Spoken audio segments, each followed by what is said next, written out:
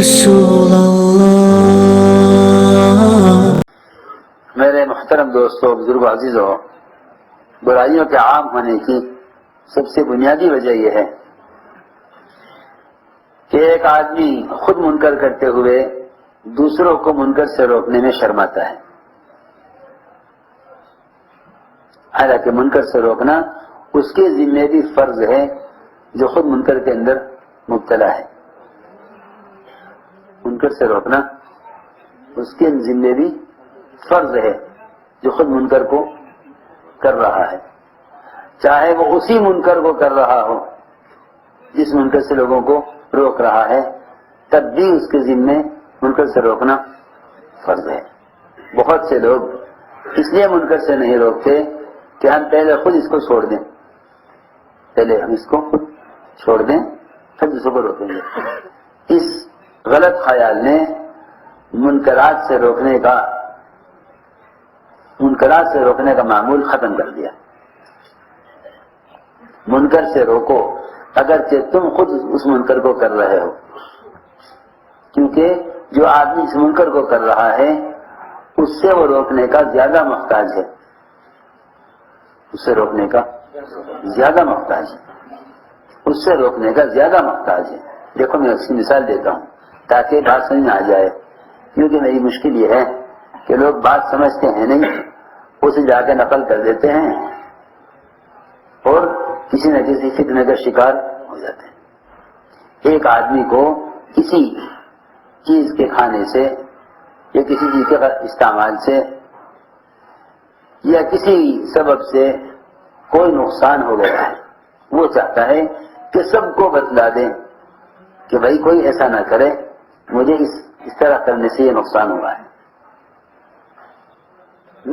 تاکہ سب اس نقصان سے بچ جائیں۔ منکر میں واقع ہونے والے کو چاہیے کہ دوسروں کو اس منکر سے روکے، جیسے کسی بیماری کے اندر کسی تصور سے واقع ہونے والا چاہتا ہے کہ سب کو معلوم ہو جائے کہ یہ بیماری کس چیز سے ہوئی ہے۔ سب کو بچانے کی فکر میں اپنی بیماری کو لوگوں پر ظاہر، بھائی مجھ سے یہ غلطی ہوئی تھی تو مجھے اس سے یہ بیماری ہو رہی ہے، لہذا آپ مت کرنا۔ دوسروں کو بیماری سے بچانے کے لیے بیماری بتلا رہا ہے۔ بس اسی طرح اپنی ذات سے منکر سے بچنے کے لیے ضروری ہے کہ دوسروں کو اس منکر سے روکے۔ دیکھو، عمل معروف کے کرنے سے عمل کی استعداد پیدا ہوتی ہے، اور نہ منکر کرنے سے منکر کرنے والے کے اندر حیا پیدا ہوتی ہے۔ اس سے حیا پیدا ہوتی ہے، جو آدمی منکر سے روکے گا اس کے اندر حیا پیدا ہوگی، کیونکہ نہی المنکر جو ہے نا، نہی المنکر، اس سے بڑا منکرات کے دفاع کا کوئی اور ذریعہ نہیں ہے۔ نہی المنکر سے بڑھ کر منکرات کے دفاع کا کوئی ذریعہ نہیں ہے۔ منکرات سے دوسروں کو روکو، اس سے بڑھ کر منکرات کے دفاع کا کوئی ذریعہ نہیں ہے، کیونکہ جس منکر سے تم دوسروں کو نہیں روکو گے اس منکر میں واقع ہو جاؤ گے، اس منکر میں پڑ جاؤ گے۔ جس منکر سے دوسروں کو نہیں روکو گے، ایسا ہمارے جیسا مسجد ہے، پڑوسی کے گھر میں اگر آگ لگ جائے گی تو اس کو بجھائے گا چاہے دشمن کا گھر کیوں نہ ہو، کیونکہ برابر میں اپنا گھر ہے۔ اگر پوچھا جائے یہ تو آپ کے پڑوسی آپ کے دشمن ہیں، ان کے گھر میں آگ لگ رہی ہے، آپ کو کیا پریشانی ہے؟ کہ پریشانی اپنے گھر کی ہے نا، برابر میرا گھر ہے، ہماری بات نہیں۔ یہ کہہ کر منکر سے نہ روکنا کہ میں کیا کروں، خود مبتلا ہوں، کہ آپ مبتلا ہیں اس لیے آپ کو اس کی زیادہ ضرورت ہے کہ آپ دوسروں کو اس منکر سے لوگ سمجھتے ہیں کہ میاں اپنا فکر کرو تو دوسرے تمہیں نقصان نہیں پہنچا سکیں گے، حالانکہ اس آیت کا ہرگز مطلب یہ نہیں ہے علیکم انفسکم لا یضرکم من ضل اذا اهتدیتم کا مطلب یہ نہیں ہے کہ اپنا فکر کرو، تم ہدایت پر رہو گے، تمہیں گمراہ نہیں کر سکیں گے، یہ بات نہیں ہے۔ علیکم انفسکم لا یضرکم من ضل اذا اهتدیتم، کہ تم اپنی ذمہ داری ادا کرو تو تمہیں گمراہ لوگ نقصان نہیں پہنچائیں گے، کیونکہ تم ذمہ داری کے ادا کرنے سے خود ہدایت پر ہوگے۔ علیکم انفسکم، اپنی ذمہ داری کو پورا کرو۔ کتنا اونچا درجہ ہے بلائی کا حکم کرنے والے کا، اور کتنا اونچا درجہ ہے منکر سے روکنے والے کا قیامت کے دن۔ حضرت فرماتے ہیں کہ حضور اکرم صلی اللہ علیہ وسلم نے فرمایا، کیا میں تمہیں نہ بتلاؤں ایسے لوگ جو نہ تو انبیاء ہیں، نہ تو انبیاء ہیں، نہ وہ شہداء ہیں، نہ وہ انبیاء ہیں نہ شہداء ہیں، درجہ ان کا نبیوں سے بھی کم اور شہداء سے بھی کم، لیکن قیامت کے دن انبیاء اور شہداء اللہ کی طرف سے ان کو ملنے والے مرتبے پر رشک کریں گے، لیکن نہ وہ انبیاء ہیں نہ وہ شہداء ہیں، لیکن ان کے مقام و مرتبے پر جو اللہ کی طرف سے ان کو ملے گا انبیاء اور شہداء رشک کریں گے۔ کیا رشک کریں گے؟ رشک کیا کریں گے، کاش یہ درجہ ہمیں ملتا۔ سنو تو صحیح، بعد والوں کے درجے پر پچھلے رشک کریں گے۔ وجہ کیا ہے؟ وجہ اس کی یہ ہے، سنو، وجہ اس کی یہ ہے کہ انبیاء اور صحابہ کا زمانہ تو خیر القرون تھا، اس زمانے میں کسی منکر سے روکنے یا کسی معروف کا حکم کرنے پر وہ ناگواریاں اور وہ مجاہدہ نہیں تھا جو بعد میں ہوا۔ جتنا زمانہ خراب ہوگا اتنا ہر منکر کے کرنے والے کا درجہ اونچا ہوگا، جتنا لوگوں میں عمل سے غفلت ہوگی اتنا معروف کرنے والے کا درجہ اونچا ہوگا۔ اس لیے فرمایا کہ نہ وہ انبیاء ہوں گے نہ وہ شہداء ہوں گے، لیکن ان کے مرتبے پر انبیاء اور شہداء رشک کریں گے۔ وہ قیامت کے دن ایسے نور کے ممبروں پر ہوں گے کہ دور سے پہچانے جائیں گے۔ صحابہ نے عرض کیا کہ یا رسول اللہ وہ کون ہوں گے؟ آپ نے فرمایا وہ لوگ ہوں گے جو اللہ کے بندوں کو اللہ کا محبوب بنائیں گے، جو اللہ کے بندوں کو اللہ کا محبوب بنائیں گے اور اللہ کو اس کے بندوں کا محبوب بنائیں گے۔ اللہ کو بندوں کا محبوب بنائیں گے اور بندوں کو اللہ کا محبوب بنائیں گے، اور وہ زمین میں امت کے لیے خیر خواہ بن کر چلیں گے۔ یہ ہے سمجھنے کی بات، کیونکہ امت کی خیر خواہی کا نقل و حرکت سے بڑھ کر اور کوئی راستہ ہی نہیں ہے۔ یہ فرمایا حدیث میں یمشون علی الارض نصحا، یہ ہے اللہ کے راستے کی نقل و حرکت، یمشون علی الارض نصحا، یہ فرمایا۔ یہ نہیں کہیں بیٹھے بیٹھے پیغام پہنچا دیں گے ٹی وی کے ذریعے لڑائی کا حکم کر دیں گے، نہیں، بلکہ یمشون علی الارض نصحا کا مطلب یہ ہے کہ وہ اللہ کے راستے میں پھریں گے لوگوں کی خیر خواہی کے لیے۔ سمجھے نہیں؟ میں نے کہا کہ یہ بات تو سمجھ میں آ گئی کہ یہ لوگ اللہ کے بندوں کو اللہ کا محبوب بنائیں گے، لیکن یہ کیا ہے کہ اللہ کو کیسے وہ اللہ کے بندوں کو اللہ کا محبوب کیسے بنائیں گے؟ اللہ کو تو بندوں کا محبوب بنا دیں گے، لیکن اللہ کے بندوں کو اللہ کا محبوب کیسے بنائیں گے؟ فرمایا کہ دیکھو یہ ان کو اس بات کا حکم کریں گے جو اللہ کو پسند ہے، اور اس بات سے روکیں گے لوگوں کو جو اللہ کو ناپسند ہے۔ جب یہ لوگ ان کی اطاعت کریں گے تو اللہ ان کو اپنا محبوب بنا لیں گے۔ جو ہماری ایسا سمجھتے اللہ کے بندوں کو اللہ کا محبوب بنانے سے بڑھ کر اللہ کا محبوب بننے کا کوئی ذریعہ نہیں ہے، حضرت کی بات ہے۔ اللہ کے بندوں کو اللہ کا محبوب بنانے سے بڑھ کر کوئی ذریعہ اللہ کا محبوب بننے کا نہیں ہے. اگر تم اللہ کا محبوب بننا چاہتے ہو تو اللہ کے بندوں کو اللہ کا محبوب بناؤ.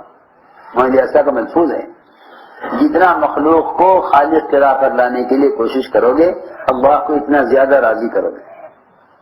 حذیفہ فرماتے ہیں رضی اللہ تعالیٰ عنہ میں نے آج کے کہ یا رسول اللہ بھلائی کا حکم کرنا اور برائی سے روکنا کب چھوڑ دیا جائے گا؟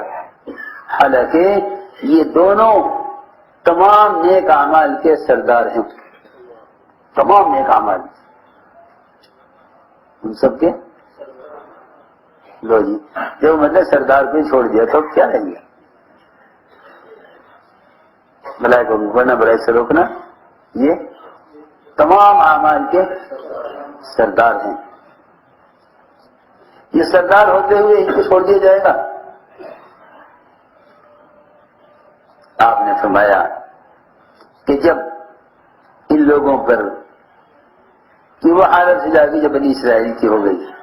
میں نے عرض کیا کہ کیوں یا رسول اللہ بنی اسرائیل کو کیا حالت ہو گئی تھی, کیا پہنچا ان کو؟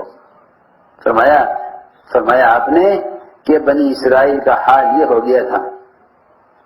فرمایا آپ نے یہ فرمایا کہ جب تمہارے بہترین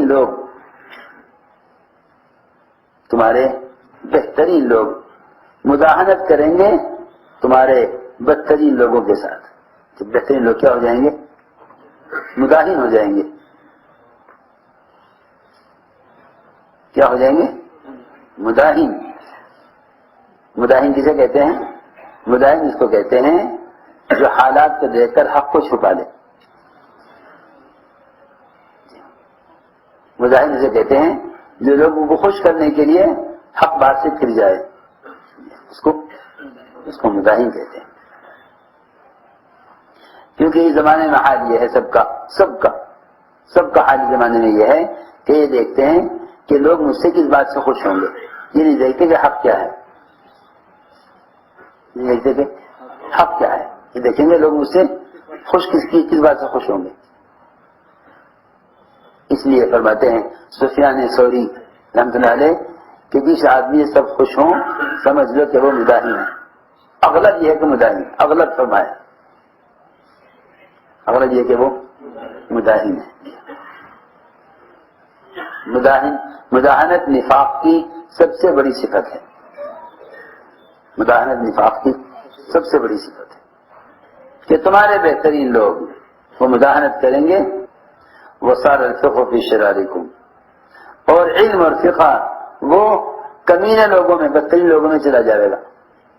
وہ اپنے کمینے پن کی وجہ سے علم کو استعمال کریں گے دنیا کے لیے. علم کو استعمال کریں گے دنیا کے لیے. اس علم کا مطلب یہ ہے کہ وہ دنیا کے لالچ کی وجہ سے حق کو چھپا جائیں گے. یہ ہے بات, اس کا مطلب یہ ہے کہ وہ حق کو چھپا جائیں گے دنیا کی وجہ سے, اور بادشاہت ہو جائے گی تمہارے چھوٹوں میں. خیر حالات ایسے ہوں گے کہ تمہیں فتنے ہر طرف سے گھیر لیں گے.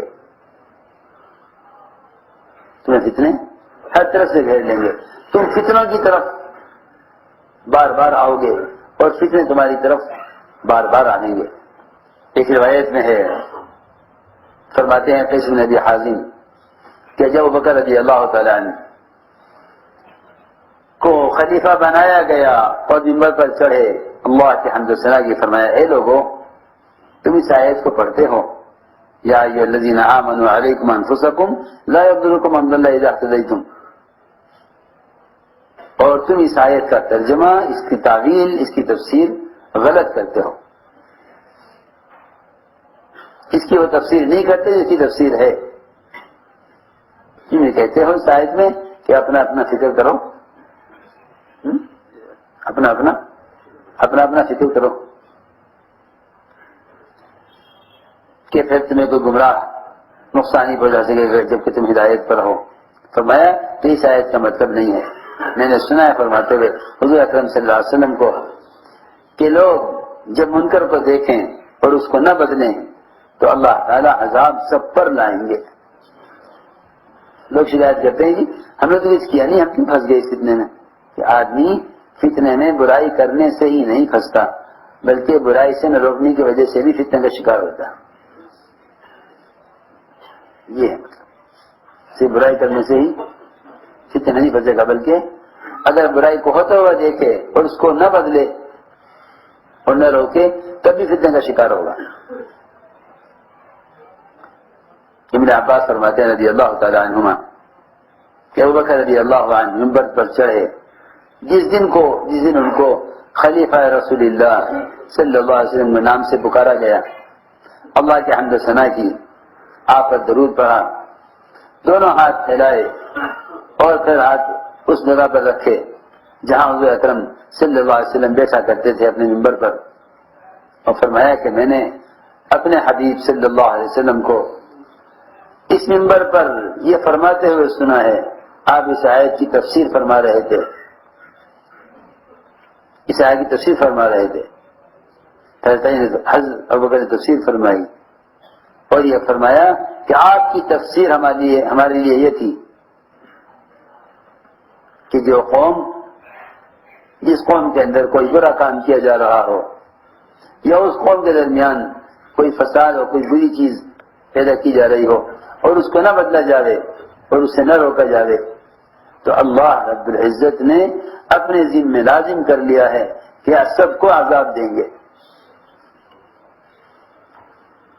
پھر اگر یہ دعا مانگیں گے تو ان کی دعائیں قبول نہیں کی جائیں گی، دعا مانگیں گے ان کی دعائیں قبول نہیں کی جائیں گی۔ فرماتے ہیں ابوبکر رضی اللہ تعالیٰ عنہ،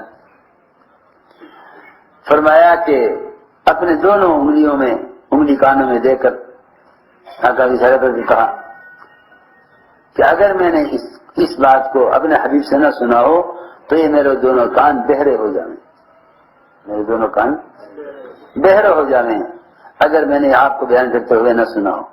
ایک روایت میں ہے فرماتے ہیں ابوبکر رضی اللہ تعالیٰ عنہ کہ جب لوگوں کے درمیان کوئی گناہ کا کام کیا جائے اور ان لوگوں کے درمیان کیا جائے جو لوگ بڑے عزت والے ہیں اور یہ ان کے مقام، ان کے درجے اور ان کی قوت کی وجہ سے ان کو نہ روک سکیں تو اللہ تعالیٰ بلا سب پر لاویں گے، اللہ بلا سب پر لاویں گے اور ان سے اس بلا کو ہٹائیں گے نہیں جب تک یہ اپنی ذمہ داری پر نہ آ جائے۔ رسول